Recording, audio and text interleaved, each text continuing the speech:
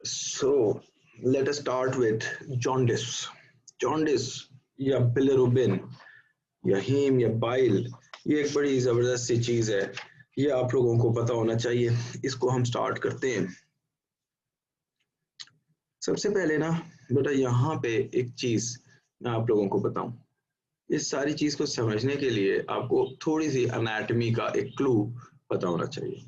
Anatomy का जो clue मैं देता हूँ आप लोगों को, वो मैं इस तरह से देता हूँ कि हमारी बॉडी के राइट अपर क्वाड्रेंट में एक बहुत बड़ा ऑर्गन पड़ा हुआ है जिसका नाम है लिवर। सॉरी, इसको हम ब्लैक में बनाते हैं। क्या नाम है, बोलिए। लिवर। लिवर के बहुत सारे बेइंतहा फंक्शंस हैं, आप लोगों को कुछ पता होंगे, कुछ नहीं पता, but the liver has a lot of functions. जो चीज इधर मुझे सबसे पहले समझानी है वो है पोर्टल सर्कुलेशन, जो कि मैंने आपको बताई हुई है पहले भी, लेकिन इसको थोड़ा सा डिटेल से। जो पोर्टल वेन होती है वो right and left portal vein बना के एंटर होती है इनटू द लिवर। कौन, किसके through? Right and left portal vein. और जो पोर्टल वेन होती है ऑब्वियसली वो थिक होगी। दोनों पोर्टल वेन्स मिलकर right and left portal veins बनाती हैं, से निकलती हैं ट्रिब्यूटरीज। और जो पोर्टल वेन है वो दो वेन्स के मिक्स होने से बनती है। कौन बताएगा मुझे? एक है स्प्लेनिक वेन और एक है सुपीरियर मेसेंटेरिक वेन। और जो इंफीरियर मेसेंटेरिक वेन होती है वो डायरेक्टली ड्रेन करती है स्प्लेनिक में। सो अगर हम इसको लेवल कर दें यहाँ पे, ये मैंने कौन सी वेन बना दी है? Sorry, this is the splenic when. ये जो नीचे है this is the inferior mesenteric vein जो कि स्प्लेनिक में ड्रेन हो रही है, और this is the obviously superior mesenteric vein. Superior mesenteric vein major parts of the foregut of the mid gut and a part of foregut को drain करती है, inferior hind gut को ड्रेन करती है। और ये जो चीज बन गई इसका क्या नाम हो गया? This is the portal vein. Portal vein को हम लेवल भी कर देते हैं, थोड़ा सा यहाँ पे डिस्टेंस है ताकि आपको समझ आ जाए। तो ये फॉर्मेशन है। अब जो स्प्लेनिक वेन है एक ऑर्गन से अराइज कर रही होती है, और उस ऑर्गन का कौन नाम मुझे बताएगा? यहाँ पे एक ऑर्गन पड़ा हुआ है, बेशक इसमें 3 ट्राइब्यूटरीज हैं, short gastric when, spleen and left gastro epiploic when. इसमें 3 ट्राइब्यूटरीज आती हैं, वो इंशाल्लाह एब्डोमेन की एनाटॉमी में आपको बताऊंगा। लेकिन ये जिस ऑर्गन से आ रही होती है उसका नाम है स्प्लीन। और स्प्लीन को हरफ आम में आप लोग एक नाम से पुकारते हैं, ग्रेव यार्ड ऑफ आरबीसीज। ऐसे ही है, ऐसे ही है बेटा। और जो डायरेक्शन ऑफ ब्लड फ्लो है वो यूं है, टुवर्ड्स द लिवर। जो इंफीरियर मेसेंटेरिक वेन और सुपीरियर मेसेंटेरिक वेन है, ये तो वो फूड मटेरियल लेके आ रही हैं जो डाइजेस्टेड है और लिवर को जा रहा है डिटॉक्सिफिकेशन के लिए। लेकिन स्प्लेनिक वेन यहाँ से स्प्लीन से कोई खास चीज लेके आ रही है, और उसका क्या नाम है? कौन मुझे बताना चाहेगा? Spleen is made up of reticulo endothelial cells. कौन से सेल से बनी होती है? रेटिक्यूलो एंडोथेलियल सेल्स। और इसकी जो कैपिलरीज होती हैं वो बहुत फेनेस्ट्रेटेड होती, बहुत नैरो होती हैं, और उन कैपिलरीज में से जैसे जैसे रेड ब्लड सेल की लाइफ पूरी होती जाती है वो फ्लेक्सिबल नहीं रहता। आपको याद है ना, रेड ब्लड सेल बाइकनकेव था, डिस्क्वाइड स्ट्रक्चर था, बाइकनकेव होता था, और वो इसकी वेसल से अगर तो वो नॉर्मल हो और अपने नॉर्मल लाइफ स्पैन में जी रहा हो, तो that red blood cell will easily squeeze through the capillaries and will pass from the spleen. If the red blood cell has completed its life, which is 120 days on an average, तो क्या होगा कि the flexibility of the red blood cell is lost, जिसकी वजह से वो spleen की capillaries में फंस जाएगा और टूट जाएगा और हो जाएगी हेमोलिसिस। ठीक है, हेमोलिसिस हो जाएगी। तो हम इसको यूं लिख देते हैं, in the spleen occurs the hemolysis या hemolysis of आरबीसीज। इसीलिए हम इसको क्या कहते थे? Graveyard of RBCs. और इसका जो हीमोग्लोबिन है, the haemoglobin released due to hemolysis is taken up by macrophages, और वो मैक्रोफेजेस कहाँ पे पड़े हुए हैं? In the actually reticulo endothelial cells. समझ आई बात की? अब ये जो मैक्रोफेजेस होते हैं ये क्या करते हैं वो तो हम बाद में देखते हैं। इधर एक एमसीक्यू है, नॉर्मली कितने gram of haemoglobin is broken down per day? किसी को पता है? Normally 6 grams of hemoglobin is degraded per day in a normal person, obviously normal healthy adult 70 kg mail में। ये एक वैल्यू है, ये आपने याद रखनी है। अब उसके बाद क्या होगा किसी को पता है? थोड़ा सा एनी वन ऑफ यू?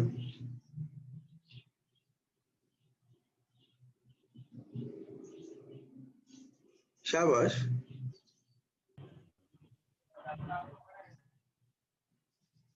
किसी को नहीं पता? चले मैं बताता हूँ।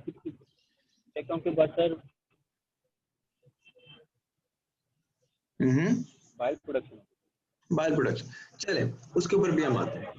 अब होगा क्या कि जब ये मैक्रोफेजेस इसको पिकअप करेंगे तो एक साइकिल स्टार्ट होता है। हम इधर से स्टार्ट कर लेते हैं कि हीमोग्लोबिन रिलीज हो गई, HEMO भी लिखते हैं, ब्रिटिशर्स HAEMO लिखते हैं, हीमोग्लोबिन इज ब्रोकन डाउन। और हीमोग्लोबिन से जो दो प्रोडक्ट्स निकलती हैं, one is haem and the other is शाबाश ग्लोबिन। और जो ग्लोबिन मॉलिक्यूल था उसमें 2 अल्फा चेन्स थी, 2 बीटा चेन्स थी। एक एडल्ट नॉर्मल ह्यूमन में 2 अल्फा चेन्स और 2 बीटा चेन्स थी, याद है ना आपको? तो ये हीम कन्वर्ट हो जाता है इसमें, हीमोग्लोबिन डिग्रेड हो जाता है। और ये कौन कर रहा है बताइए? कौन कर रहा है? मैक्रोफेजेस। और ये जो ग्लोबिन है इसकी अंदर क्या होंगे? अमाइनो एसिड्स, वो रीयूजेबल है। अमाइनो एसिड्स रिलीज हो जाएंगे। जिस तरह आपको याद है ना, अल्फा चेन में 141 अमाइनो एसिड्स से, बीटा चेन में 146 अमाइनो एसिड्स से, तो अमाइनो एसिड्स प्रोड्यूस हो जाएंगे which can be reused, which should be reused ideally. अलबत्ता जो हीम का फेट है वो थोड़ा सा डिफरेंट है। अब हीम किस चीज में कन्वर्ट होता है? Can anyone of you tell me? Anyone? अभी भी नहीं आता है? Okay, heme is converted into biliverdin. Heme is converted into biliverdin. किसी को इधर एंजाइम का नाम याद है? The enzyme here is heme oxygenase. Heme oxygenase. Heme oxygenase heme को कन्वर्ट कर देगा बिलीवर्डिन में। और इसके अंदर याद रखना कि जो आयरन है वो रिलीज हो जाता है हीम में से। हीम में से जो चीज इधर निकल जाती है वो Fe+3 फॉर्म है, ferric form. Ferric is removed, ferric यहीं पे निकल जाएगा इस रिएक्शन में। और एक और चीज याद रखिएगा कि यूं क्योंकि ऑक्सीडेज एंजाइम लग रहा है तो कहीं पे ऑक्सीजन भी यूज होती है, और इस रिएक्शन में ऑक्सीजन एंड NADPH यूज होते हैं, जो कि गालिबन आपसे कोई नहीं पूछेगा क्या क्या चीज यूज होती है। Oxygen and NADPH। I do not have an ample space कि मैं उसको लिखूं यहाँ पे, लेकिन आप याद रख लीजिएगा oxygen and NADPH is used और आयरन इज रिमूव्ड।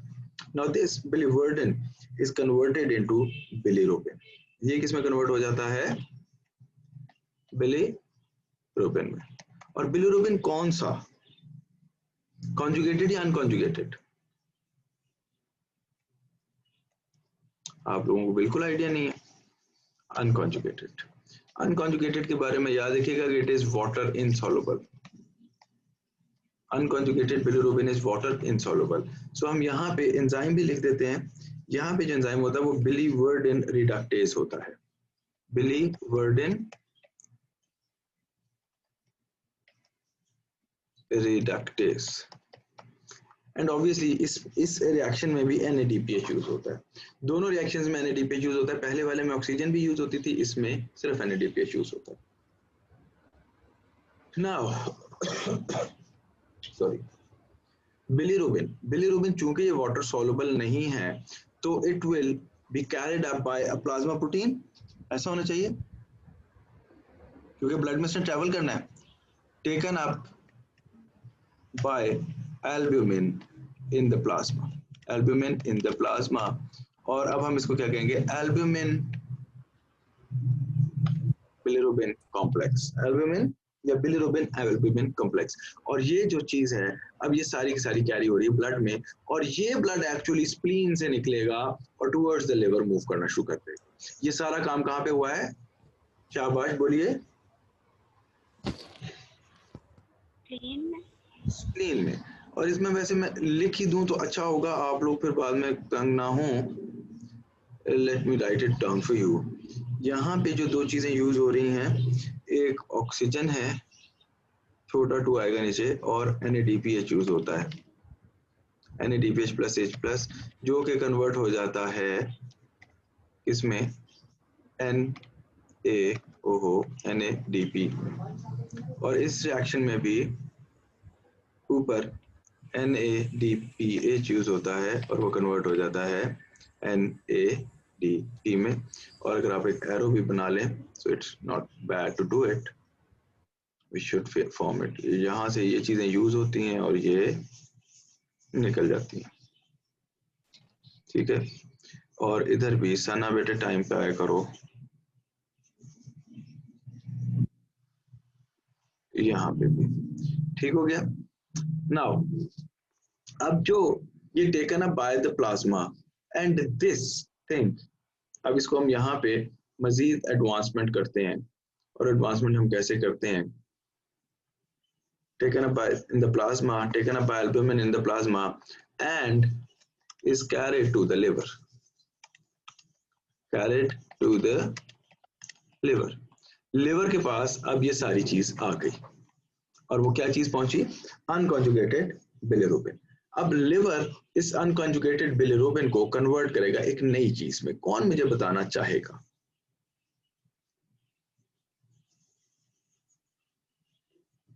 बताएं शाबाश। Conjugated bilirubin में। Obviously, shabash, you know it. Why do not you people talk? This unconjugated bilirubin will be converted into, yes, again a bilirubin form, which is known as conjugated या direct भी कहते हैं। और ये क्या है, this is obviously water soluble, so that कि ये वेस्ट प्रोडक्ट एलिमिनेट हो सके बॉडी से, क्योंकि फैट सॉल्युबल बिलिरुबिन हमारी बॉडी से रिमूव करना पॉसिबल नहीं है। और ये जो बिलिरुबिन जो कॉन्जुगेटेड होती है, इसका कोई फॉर्मूला बताएगा, बिलिरुबिन डाइग्लूकोयूरोनाइड, इसको कहते क्या है, पूरा नाम क्या है इसका, बिलिरुबिन, बोलिए, डाइग्लूको यार बोल दिया करो, यूरोनाइट, डाइग्लूकोयूरोनाइट। और ऑब्वियसली इसके नाम से कुछ लग रहा है तो इसके अंदर कुछ सब्सटेंसेस यूज होंगे। इसके अंदर जो एंजाइम होता है किसी को पता है, साइटोक्रोम P450 सिस्टम पे ही होता है बिलिरुबिन। ये एंजाइम्स याद रखना, ये बहुत इंपॉर्टेंट है। बिलिरुबिन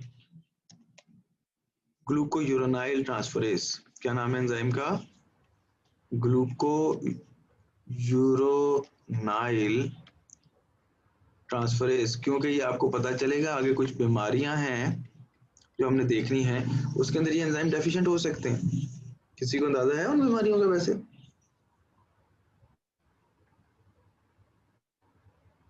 क्रिगलर नजार टाइप 1 टाइप 2 हो गया, गिलबर्ट सिंड्रोम हो गया, इसमें ग्लूकोयूरोनाइल ट्रांसफरेज। अब आपके एमसीक्यूज में सवाल आते हैं।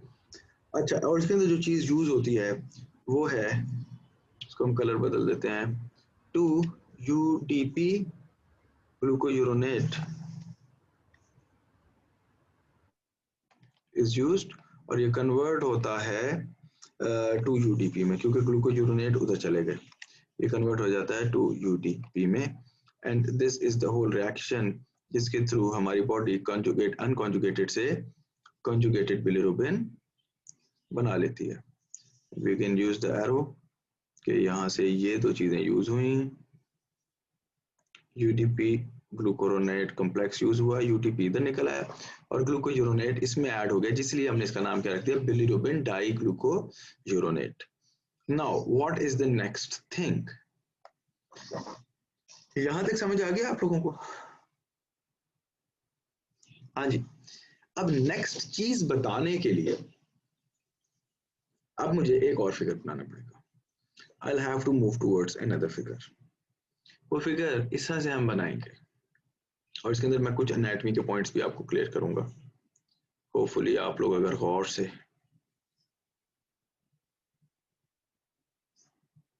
ये है लिवर, इसको हमने थोड़ा सा बड़ा कर लिया। लिवर से दो डक्ट्स निकलती हैं, उन्हें क्या कहते हैं? कोई एमबीबीएस वाला बता दे हमें। Hepatic duct. Right and left hepatic duct. Right and left hepatic duct मिलकर बनाती है कॉमन हेपेटिक डक्ट। क्या बनाती हैं? Common hepatic duct. Common hepatic duct नीचे आती है और यूं करके एक जगह पे खुलती है। ये अभी मैं आपको समझाता हूँ। इसके अंदर मैं एक और चीज ऐड करूंगा कि कॉमन हेपेटिक डक्ट के अंदर एक और चीज मिलती है, उसे कहते हैं सिस्टिक डक्ट। और सिस्टिक डक्ट के इस एंड पे एक स्ट्रक्चर लगा हुआ है बड़ा खूबसूरत सा, जो कि हमें रोजी रोटी देता है। उसका नाम है गॉल ब्लैडर। इसकी लेबलिंग अगर हम करें तो कौन मुझे करा सकता है? ये क्या थी? Left hepatic duct. I guess आप लोगों के लिए ये सिंबल्स काफी हैं, बड़े हैं आप लोग। Right hepatic duct. और ये क्या है? यहाँ पे जो चीज बन गई है, this is the common hepatic duct. और ये जो नीचे से आ रही है पतली गॉल ब्लैडर से, this is the cystic duct. इसको हम लेबल कर देंगे, अभी ऐसे लेबल कर देंगे, this is the cystic duct. और ये क्या चीज है? This is the gall bladder. इसको मैं ग्रीन में क्यों बना रहा हूँ? गॉल ब्लैडर का अपना कलर भी ग्रीनिश सा होता है, ठीक है ना। फिर common hepatic duct plus cystic duct, ये क्या बनाता है? This makes the common bile duct, CBD, the famous one. और common bile duct actually head of pancreas के थ्रू आती है। और यहाँ पे मुझे एक और ऑर्गन बनाना पड़ेगा आप लोगों को दिखाने के लिए। पिंक कलर में बना लेते हैं। यहाँ पे ये एक ऑर्गन पड़ा हुआ है, ये मुझे कौन बताएगा ये कौन सा ऑर्गन है?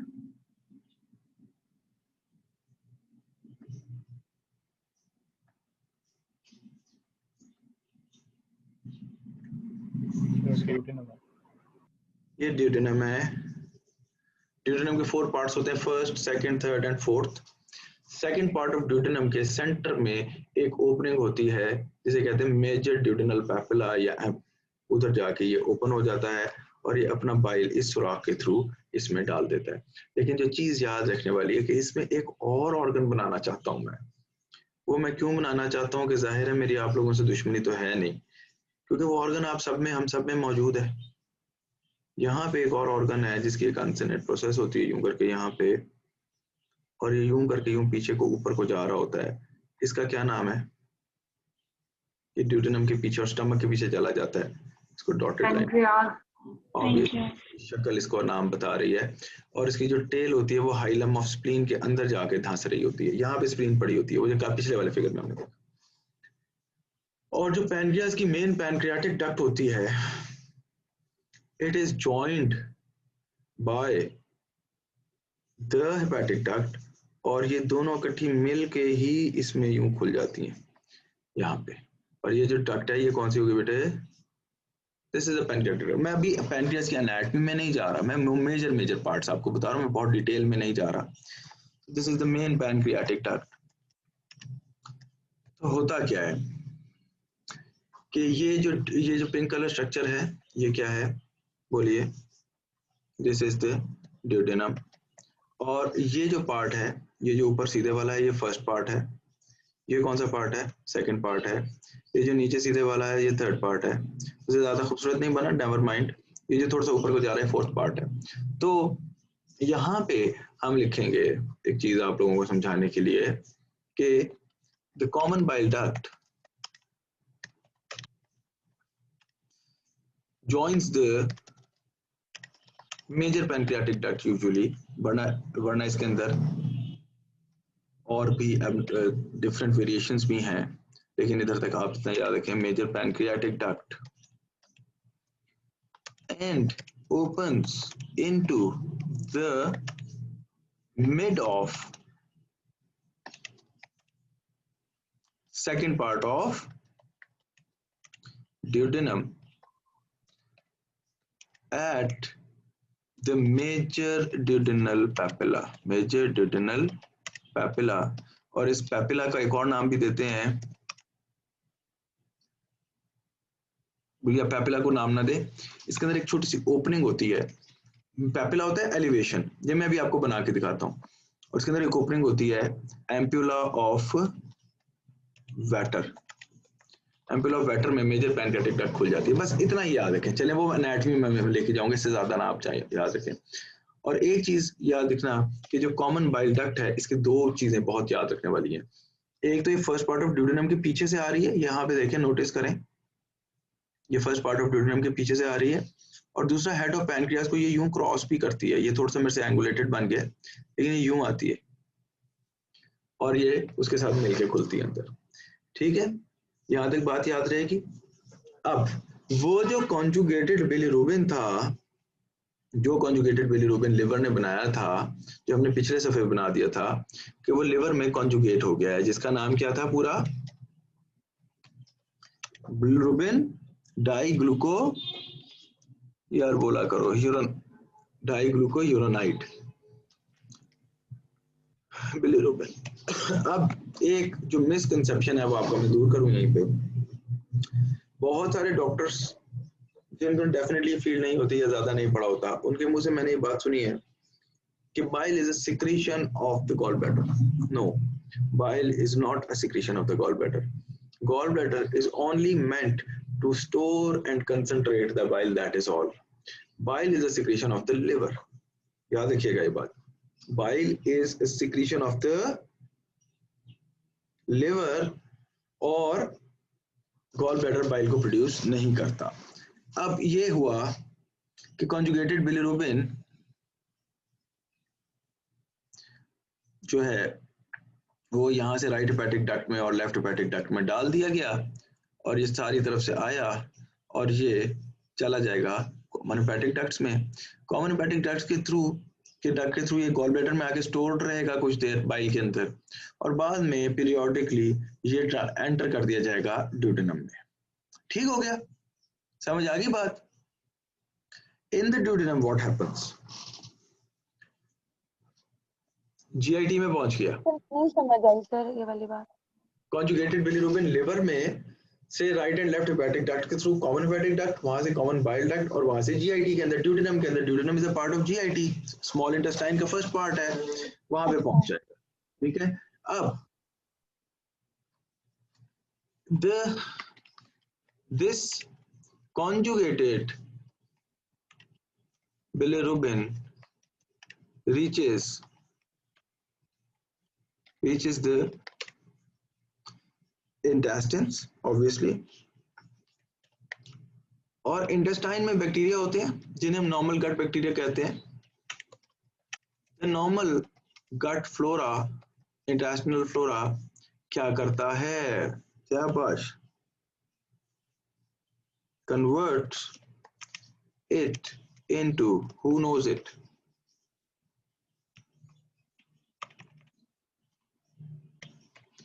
यूरो, बोले बिलिनोजन, यूरो बिलिनोजन में कन्वर्ट कर दिया। ओके, अब क्या होता है, ये जो यूरोबिलिनोजन है, गट फ्लोरा ने इसको कन्वर्ट कर दिया यूरोबिलिनोजन। यूरोबिलिनोजन के दो फेट्स हैं, एक फेट है towards the kidney and in the urine, एक फेट है टुवर्ड्स द फीकल रूट। होता क्या है कि कुछ बैक्टीरिया, माइक्रोब्स, इसको फर्दर माइक्रोबियल एंजाइम्स के थ्रू इसको फर्दर कन्वर्ट कर देते हैं। बोले कौन बताएगा, स्टर्कोबिलिन में, किसमें, स्टर्कोबिलिन में, and stercobilin is lost in the fecal route to the feces, FECES। stercobilin major pathway ये है, 80 to 90% ऐसे होता है, 90% कुछ किताबों में लिखा हुआ है, ज्यादातर 90% का ये फेट है, तो हम यहाँ पे ऐड कर देते हैं 90%, ऐसे हो जाता है। और जो 10% है वो इस तरफ चल पड़ता है। वो इस तरफ कैसे चल पड़ सकता है कि it is absorbed into the blood, absorbed into the blood, और ब्लड से कहाँ पहुंचेगा? किडनी को, और किडनी से क्या हो जाएगा? लॉस हो जाएगा in the urine, to the urine. तो 10% फेट इसका ये है, और इसी की वजह से येलोइश ब्राउनिश टिंट होता है यूरिन में और फीकल मैटर। ले जी, अब आपको समझ आया कि जी बाइल क्या है, कैसे आता है, कहां से आता है और क्या करता है। भूलेगा तो नहीं आप लोगों को? शाबाश। Any question up till now? Sir clear हुई चीजें? No, I will move ahead. अब जहां पे हम ये टॉपिक कर रहे हैं, तो मैं एक और छोटा सा काम आप लोगों को इधर ही करा देता हूँ। उसका कलर हम बदल देते हैं, लेकिन आपको ताकि समझ आ जाए उसको, हम उसका कलर ब्लू कर लेते हैं। What is bile? Bile, bile is a, बोलिए, सिक्रीशन ऑफ व्हाट? बोलिए। लिवर। शाबाश, liver. Just a second. Bile is a secretion of liver. It is only stored and concentrated in the gall bladder. और उन stimuli की वजह से, खसूसन cholecystokinin, किसकी वजह से? कोलिसिस्टोकाइनिन की वजह से गॉल ब्लैडर कंट्रैक्ट करता है आफ्टर द मील्स, खसूसन फैटी मील्स, और ये रिलीज हो जाता है कहाँ पे? बताइए, जीआईटी में। अब जो बाइल है ना बेटे, बाइल की कॉम्पोजिशन भी इधर आप लोगों को पता होनी चाहिए। जस्ट अ सेकंड, मुझे यहाँ से एक मैसेज आया हुआ है, एक सेकंड। साइली अनप्रोफेशनल, लेकिन सॉरी, थोड़ा सा इंपॉर्टेंट। ओके, अब क्या होगा कि बाइल गॉल ब्लैडर में आ जाएगा, और gall bladder under influence of, gall bladder will contract and empty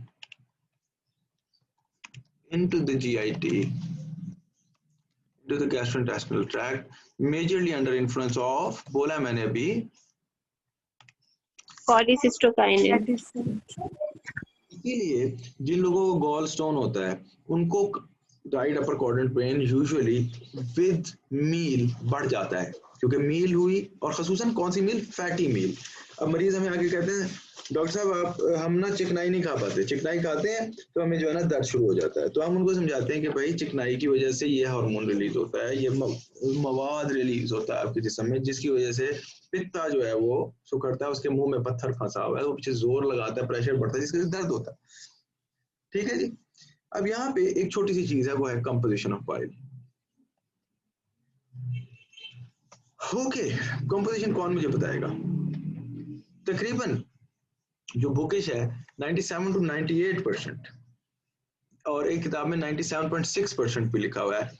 97.6% जो है वो वाटर है, जो रिमेनिंग बचता है 2 to 3%, रफली 2.4%, दिस इज सब्सटेंसेस या सॉलिड्स।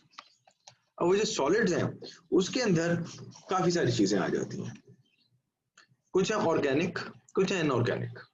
ऑर्गेनिक में कोई मुझे बता सकता है क्या है? सबसे पहले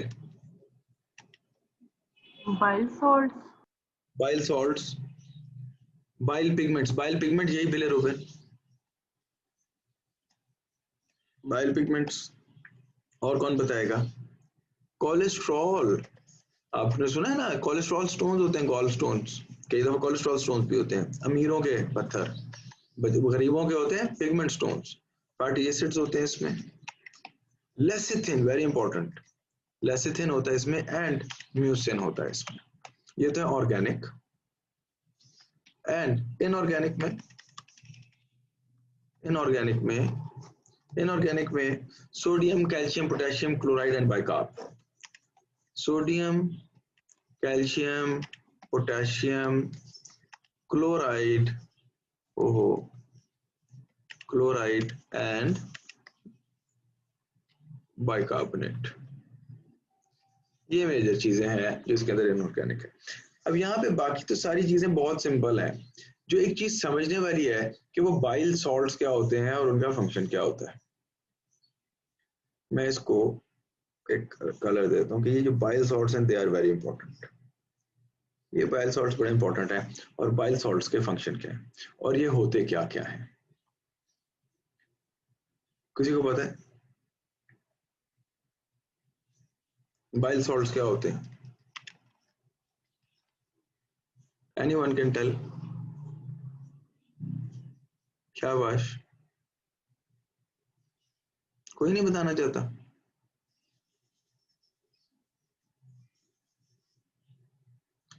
बाइल सॉल्ट्स दो होते हैं, इन्हें बाइल एसिड्स भी कह देते हैं कई दफा, क्योंकि वो माइनर कन्वर्जन से एसिड्स कन्वर्ट हो जाते हैं सॉल्ट्स में। और इनके नाम क्या हैं? कोलेट, ये मैंने फर्स्ट ईयर में याद किया था, एंड कीनोडियोक्सी। शाबाश, याद आ गया ना?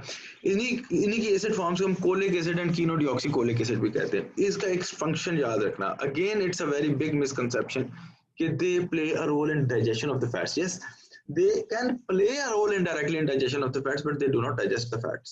They cause emulsification of fats. They cause emulsification of fats. अब ये मैं इसको आपको समझा दूं emulsify क्या होता है और डाइजेशन में क्या फर्क है। अगर आप लोग एक पानी ले, हाँ, आप लोगों में से किसी का अगर प्योर मिल्क आता हो, खालिस दूध आता हो, तो आप देखेंगे उसके ऊपर छोटे छोटे फैट ड्रॉपलेट्स तैर रहे होते हैं। कभी नोटिस किया? या इवन चाय में नजर आ जाते हैं अगर कोई दूध अच्छा। तो मिल्क एक बड़ा सा भी ड्रॉपलेट बन जाता है। हाँ यस, और वो मिल्क एक बड़ा सा ड्रॉपलेट बन जाता है। आपने मेरे सवाल का ही जवाब दे दिया। लेकिन अगर आप उसको चम्मच से हिला दें थोड़ा सा दोबारा, तो वो छोटे छोटे फिर सेपरेट हो जाएंगे। अगर थोड़ी देर के फिर खड़ा कर देंगे तो मिल्क फिर बड़ा सारा बन जाएगा। क्योंकि fats are not soluble in water, तो they try to come together and form a big drop या बिग पार्टिकल। और फैट ड्रॉपलेट्स, चूंकि हमारी जीआईटी में जो कंटेंट्स हैं वो वाटरी इन नेचर है, हमने सारा जो खाना होता है वो वाटर बेस्ड खाना होता है। ये तो हमारी बदकिस्मती है कि हमारे यहाँ कुछ घरों में खाना ऐसे पकता है कि वो तेल इतना ज्यादा होता है कि उसके अंदर से हाथ डाल के कुछ चीजों को एस्केप करना पड़ता है कि यार इतना सारा ऑयल मैं कैसे खा लूं। तो अमूमन नॉर्मली हमारा जो डाइट है वो वाटर बेस्ड होती है। तो ये जो फैट पार्टिकल्स हैं उनको मिल के बड़ा ग्लोब्यूल ना बनने देना एमल्सिफिकेशन कहलाता है। और ये एमल्सिफिकेशन में ये बाइल एसिड्स एंड सॉल्ट्स क्या करते हैं कि छोटे छोटे फैट पार्टिकल्स के गिर्द अपनी एक प्रोटेक्टिव लेयर बना लेते हैं ताकि कि छोटे फैट पार्टिकल्स मिलके एक बड़ा फैट पार्टिकल ना बनाए। This is known as emulsification of fats. Digestion of fats बेटे लाइपेजेस के थ्रू होती है, वो पैनक्रियाटिक एंजाइम। ठीक है, याद रखिएगा ये बात। समझ आ गया?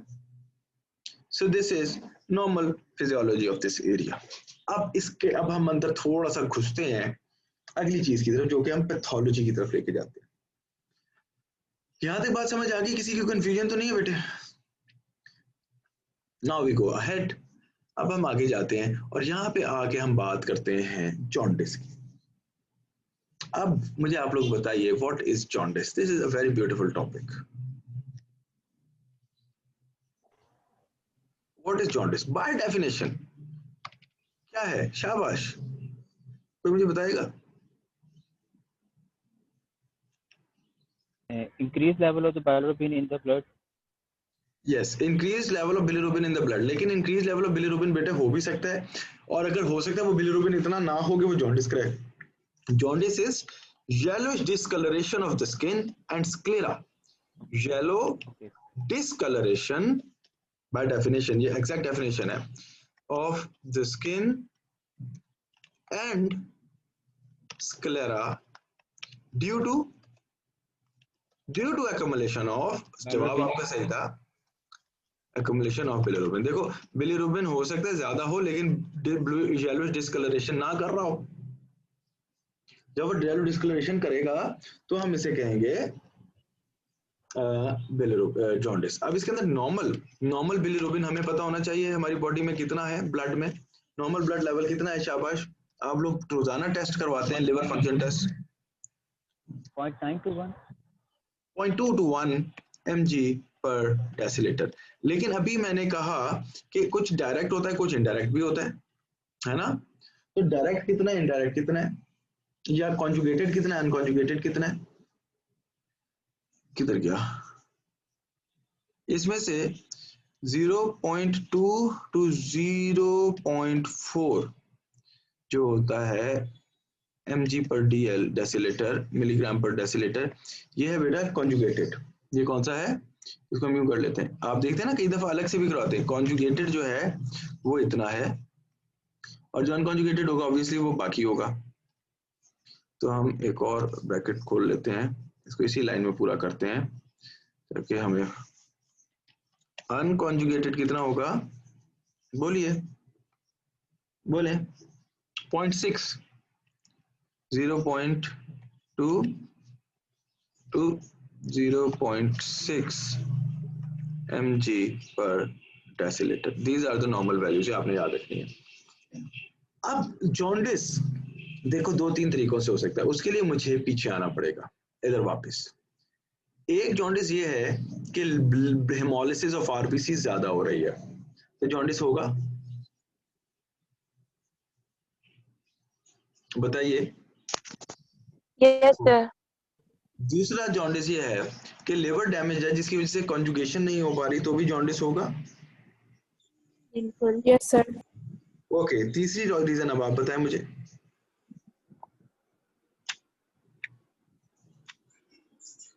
सर इनकी इंटेस्टाइन में प्रॉब्लम हो CVD सकता है ना। obstruction, ओके, CVD obstruction होगा।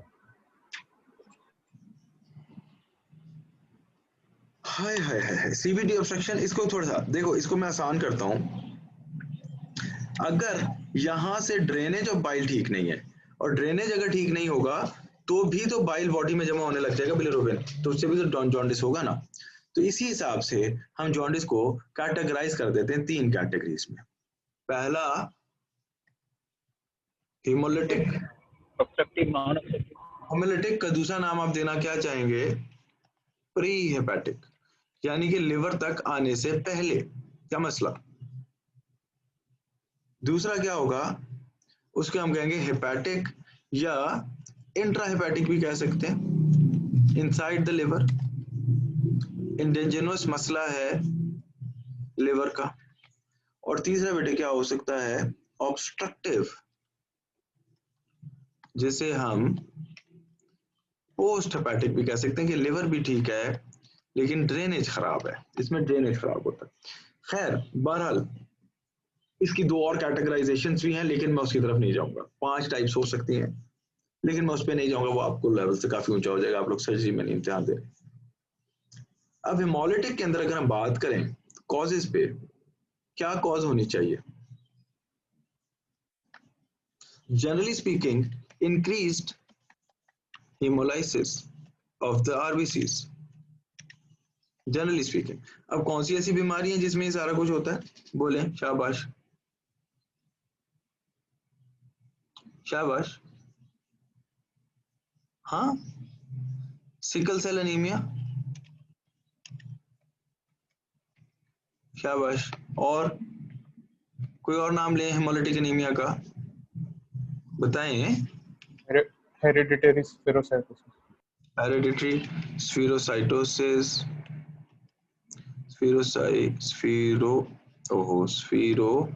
Spherocytosis, malaria, even swear malaria में भी आपके हो जाता है। G6PD deficiency anaemia, glucose 6 phosphate dehydrogenase deficiency anaemia भी तो हेमोलिटिक है। एक और भी होता है, बताओ, पायरुवेट काइनेज डेफिशिएंसी एनीमिया, पीके डेफिशिएंसी एनीमिया।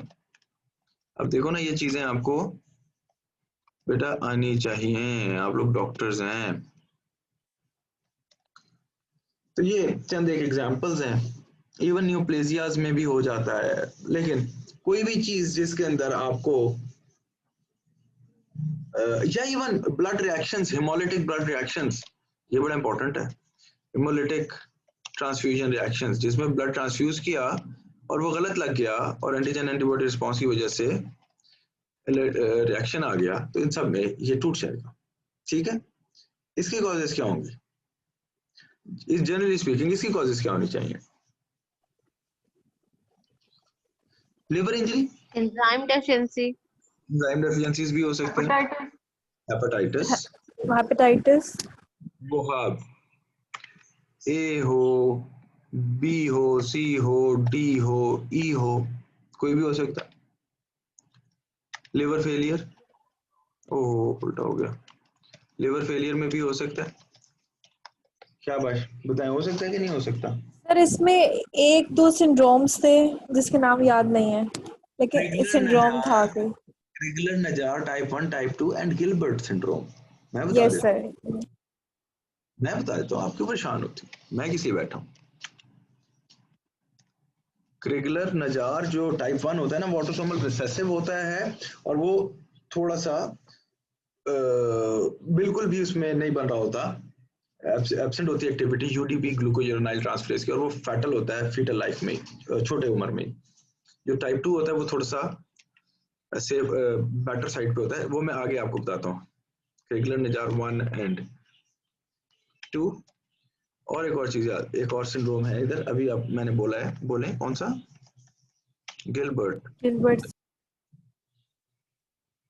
गिलबर्ट सिंड्रोम, ये हो गया। इसके अलावा कोई भी डिजीज जो लिवर को इन्फ्लेम कर रही हो, हेपेटाइटिस, ऑटो इम्यून हेपेटाइटिस करते हैं इसको, वो हमने हेपेटाइटिस वायरल लिख लिए थे, ऑटो इम्यून हेपेटाइटिस हो सकते हैं। फिर कोई ऐसी ड्रग्स हैं जो लिवर को डैमेज कर रही होती हैं। ड्रग्स, कौन सी ड्रग्स हैं जो लिवर को डैमेज करती हैं? मशहूर हेलोथेन, पैरासिटामोल, एनसिड्स नहीं, नॉन नार्कोटिक्स में पैरासिटामोल, डायज़ेपम, इवन ये 3-4 मेजर ड्रग्स हैं। एंटी थायराइड भी करती हैं। फिर कोई और चीज आपको आती हो समझ, कोलेंजाइटिस भी हो सकता है, इंट्राहेपेटिक कोलिजन्स हो सकते हैं, बहुत सारी कॉजेज हैं जिसके अंदर लिवर डैमेज होगा, वो ये होगा। ऑब्स्ट्रक्टिव, अब आप लोग मुझे बताएं क्या हो सकता है जिसके अंदर आगे फ्लो नहीं जा रहा। Sir gallstones. Very good doctor Javeria, आपका आंसर पार्शियली करेक्ट है, लेकिन देखें पार्शियली करेक्ट कैसे है, मैं इधर वापस आता हूँ इस फिगर पे। हमने इधर ऑब्स्ट्रक्शन करनी है, गॉल स्टोन तो बेटे इधर है ना, यहाँ पे गॉल ब्लैडर के अंदर, ये नहीं करेगा। ऐसा गॉल स्टोन जो सिस्टिक डक्ट से होता है वो कॉमन बाइल डक्ट को ब्लॉक करते, सीबीडी स्टोन वो करेगा, ठीक है। और जो सीबीडी स्टोन होता है उसे कहते हैं, बताएं शाबाश, कोलिडोकोलिथिएसिस। सो इसके अंदर हम पहली कॉज लिख देते हैं जो सबसे फेमस वाली है, कोलिडोकोलिथिएसिस। ये कहाँ पे स्टोन है? CBD stone. आप लोगों को जिन्होंने डेंटिस्ट्री की उनके लिए एक नया लफ्ज होगा। और एक और, कार्सिनोमा हेड ऑफ पैनक्रियास, देखो हेड ऑफ पैनक्रियास में से गुजर रहा है ना। फिर प्राइमरी स्क्लेरोजिंग कोलेंजाइटिस,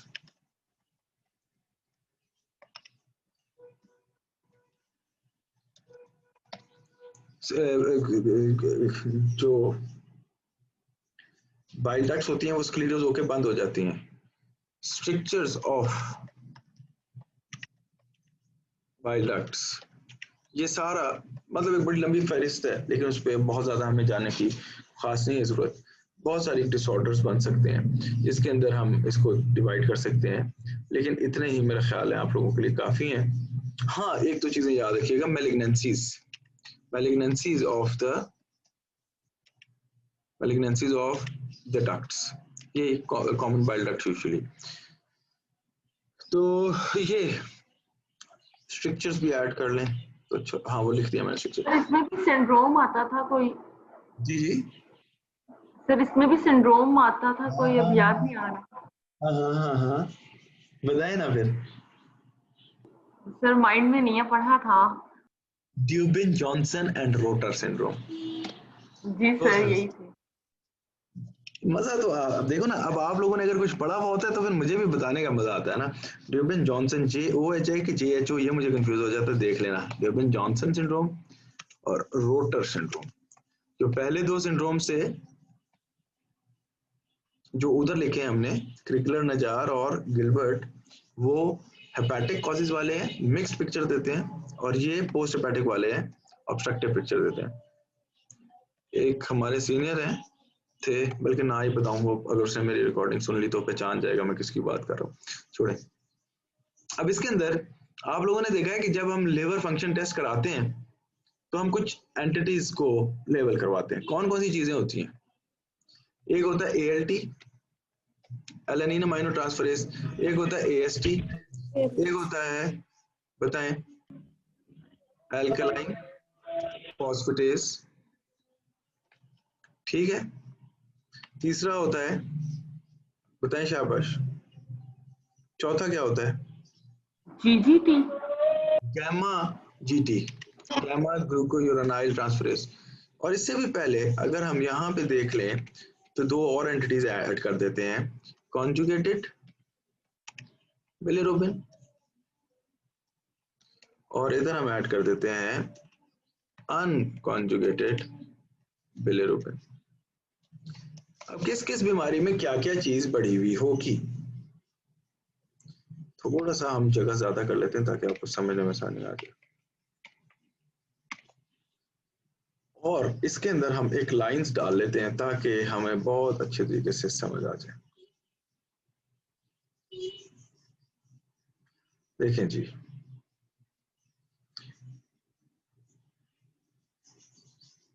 ठीक है, सीधी टेढ़ी की खैर है, इग्नोर कीजिएगा। अब इन बीमारियों में क्या क्या चीज ज्यादा कम होगी, मुझे कोई बताना चाहे तो शुरू करें, मैं इधर से फिर लिखता जाता हूं। कोई बताना चाहता है कुछ,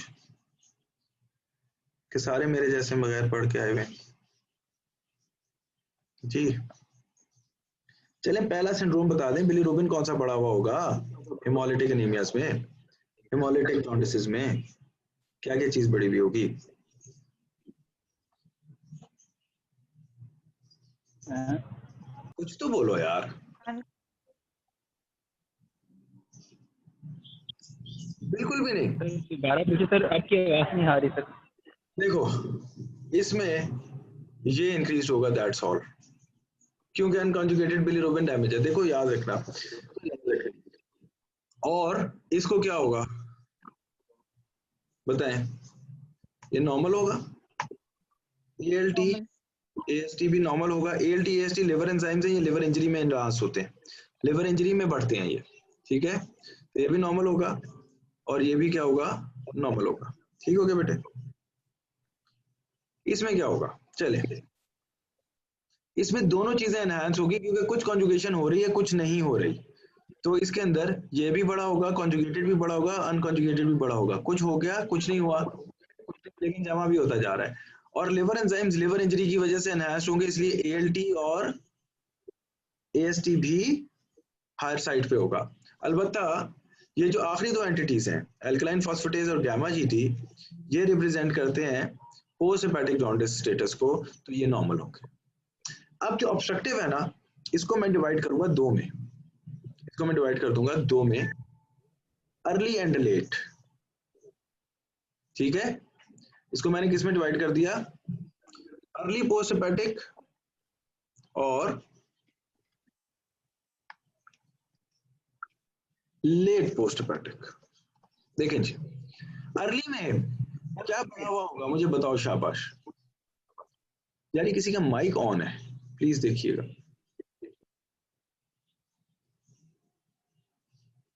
अर्ली में कॉन्जुगेटेड बढ़ा हुआ होगा, अनकॉन्जुगेटेड नहीं बढ़ा हुआ होगा। क्यों? क्योंकि देखो कॉन्जुगेटेड हो गया वो एलिमिनेट नहीं हो रहा, लिवर तो नॉर्मल है, कॉन्जुगेशन ठीक है, तो कॉन्जुगेटेड होगा। बाकी लिवर एंजाइम्स को कुछ होगा, आंसर इज नो, नॉर्मल होंगे क्योंकि लिवर डैमेज नहीं है। लेकिन वो दो चीजें जो कि रिप्रेजेंट करती हैं ऑब्स्ट्रक्टिव नेचर को, एल्कलाइन फॉस्फेटेज बढ़ जाएगा और गैमा GT बढ़ जाएगा। और देखो अब पता है क्या होगा लेट के अंदर, मैं आपको बताता हूँ, इधर आए वापस आए, इधर हो गई ब्लॉकेज, यहाँ पे हो गई ब्लॉकेज, ये चले फर्ज करें ये स्टोन फंसा हुआ है, यहाँ पे मेरा रेड डॉट है, यहाँ पे ब्लॉकेज हो गई और पेशेंट का जो बाइल है वो लिवर के थ्रू, गॉल डक्ट्स के थ्रू GIT में सिक्रीट नहीं हो रहा। अब जब वो सिक्रीट नहीं होगा, ये बाइल चैनल्स डायलेट हो जाएंगी, डिस्टेंड कर जाएंगी, और ये जो बिलरी चैनल्स हैं ये राइज कहाँ से कर रही हैं, लिवर के अंदर से आ रही है ना। बाइल की पूलिंग Yes, लिवर sir. की तरफ भी होने लग जाएगी और करते करते लिवर भी डैमेज होना शुरू हो जाएगा। समझ आया ना? Yes, sir. Time liver damage भी स्टार्ट हो जाएगा क्योंकि इसके अंदर भी बाइल पूल करना शुरू हो गया। तो फिर जो ऑब्स्ट्रक्टिव जॉन्डिस की लेट पिक्चर बेटे बनेगी उसके अंदर क्या होगा, सारा कुछ रेस हो जाएगा, ये भी बढ़ जाएगा क्योंकि अब लिवर डैमेज भी हो गया, कंजुगेटेड भी बढ़ गया, अनकंजुगेटेड भी बढ़ गया, एएलटी भी बढ़ गया, एएसटी भी बढ़ गया, अल्कलाइन फॉस्फेटेज भी बढ़ गया, गामा जीटी भी बढ़ गया। तो सब कुछ बढ़ गया। तो ये लेट पिक्चर ऑफ है ऑब्स्ट्रक्टिव जॉन्डिस की। सर अर्ली वाला दोबारा बता दें, मेरा नेट अर्ली में तो देखो ना लिवर एंजाइम्स नॉर्मल होंगे क्योंकि लिवर डैमेज नहीं है, लेट में पूलिंग होना शुरू होगी, लिवर एंजाइम्स भी बढ़ गए। और चूंकि देखो कॉन्जुगेशन नॉर्मल है तो अनकॉन्जुगेटेड तो ब्लड में जमा नहीं होगा, लिवर ने कंजुगेट सारे को कर दिया लेकिन वो एलिमिनेट नहीं हुआ, तो कॉन्जुगेटेड ब्लड में सर्कुलेट करेगा जो कि ज्यादा होगा। ठीक है सर। ठीक हो गया ना? यहाँ पे अब हम इसको स्टॉप करें, नहीं बल्कि इसके अंदर मैं 2 सिंड्रोम्स भी बता दूं आप लोगों को ताकि हमारी बात यहीं पे खत्म हो जाए। यही Gilbert syndrome, Crigler Najjar, Dubin Johnson and Rotor syndrome, ये कुछ इनहेरिटेड हाइपरबिलिरुबिनेमिया सिंड्रोम्स हैं जिनको हम पूरा कर लें ताकि फिर हम अगले टॉपिक पे चलें। यहाँ पे मैं लिख देता हूँ इनहेरिटेड हाइपरबिलिरुबिनेमिया सिंड्रोम्स। इसकी बहुत ज्यादा डिटेल्स बेटा आप लोगों ने नहीं देखनी, इतना ही जितना मैं बताऊं। पहले इसके अंदर 2-3 बातें आपने देख लेनी है कि जी हम इसका भी एक टेबल बना लेते हैं, जिस तरह आपको अगर आप लोगों ने पढ़ी थी और आपको याद हो तो बिग रॉबिन्स ने टेबल बनाया था स्पेशल पैथो में।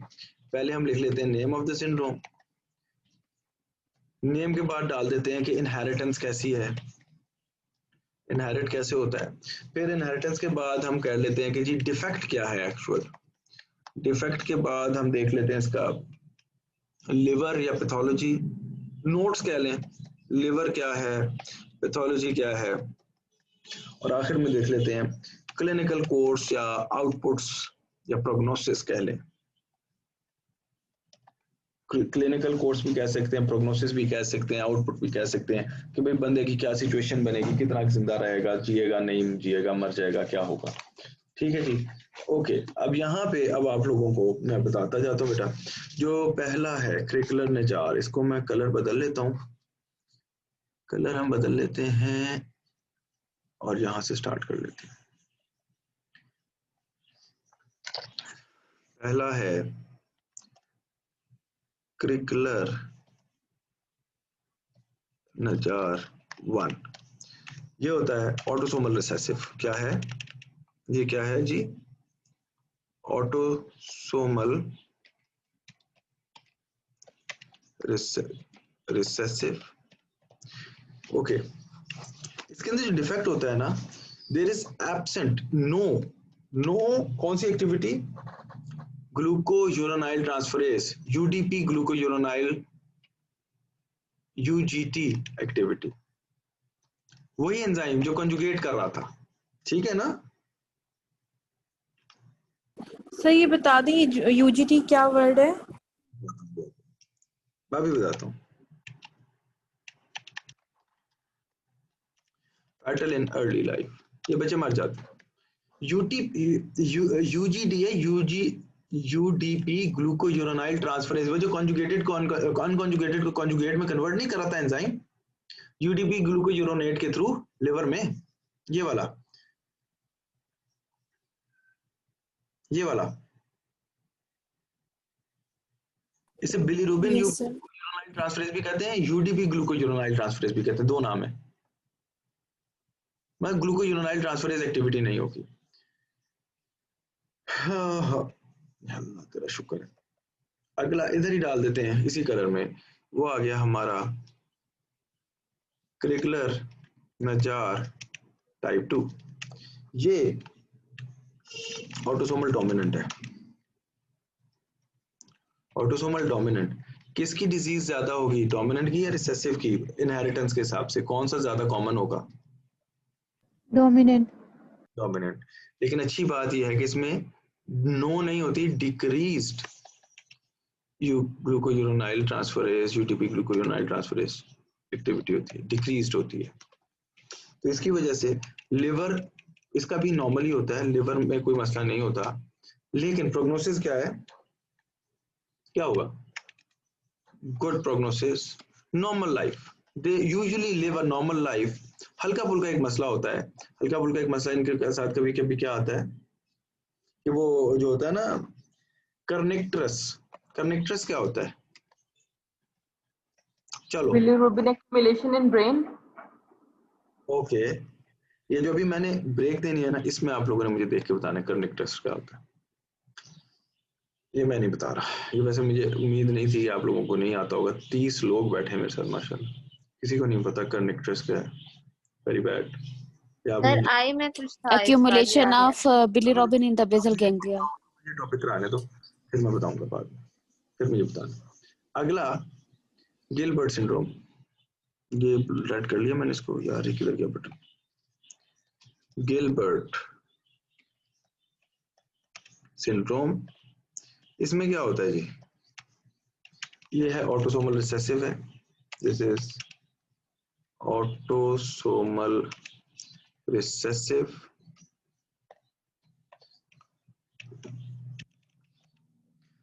ओके, इसकी भी जो है ऊपर वाली पैथोलॉजी है, decreased UDP glucuronyl transferase activity, okay, इसमें भी लिवर नॉर्मल होता है, मजे की बात, और इनॉक्यूअस लिखा हुआ है, साइलेंट, साइलेंट है डिजीज, यानी कि बेस्ट प्रोग्नोसिस है, they live a normal life, बिल्कुल नॉर्मल, उसके अंदर तो फिर कर्निक्टरस के चांसेस हैं, माइल्ड डिजीज हो सकती है। और ये जो पहले दो सिंड्रोम्स हैं, ये बेटा मैसेजेस किधर कर जा रहे हो, जी जी हो रहे हैं, बस ये हम फ्री कर रहे हैं, ओके। अब अगला जो है उसके अंदर हम कलर चेंज कर लेते हैं, और वो अब हम कर देते हैं कौन सा, ड्यूबिन जॉनसन, इनके नाम बड़े मजे के हैं इन सिंड्रोम्स के, गिलबर्ट, ड्यूबिन जॉनसन, क्रिगलर नजार, रोटर, ड्यूबिन के अंदर स्पेस आता है, जॉनसन, ड्यूबिन जॉनसन सिंड्रोम, ये भी AR है, ऑटोसोमल रिसेसिव है, ओके। इसके अंदर क्या होता है, there is impaired biliary excretion, bile excretion, impaired bile excretion होती है क्योंकि एक जीन होती है जो म्यूटेट होती है और उसकी वजह से एक प्रोटीन खराब हो जाता है, इसको हम ये लिख लें ड्यू टू, यार ये इसको लाइन को तो लेके आना पड़ेगा, चले, due to mutation, due to mutation in MRP2 protein, MRP2 protein है कि MRP2 प्रोटीन का मतलब क्या होता है, मल्टी ड्रग रेजिस्टेंट प्रोटीन 2, इसका क्या नाम है, multi drug resistant protein PROT या प्रोटीन 2, इसके अंदर म्यूटेशन होती है। अच्छा, इसके अंदर क्या होता है, पिगमेंटेड लिवर होता है, साइटोप्लाज्मिक ग्लोब्यूल्स होते हैं, पिगमेंटेशन है, पिगमेंटेशन एंड साइटोप्लाज्मिक ग्लोब्यूल्स होते हैं,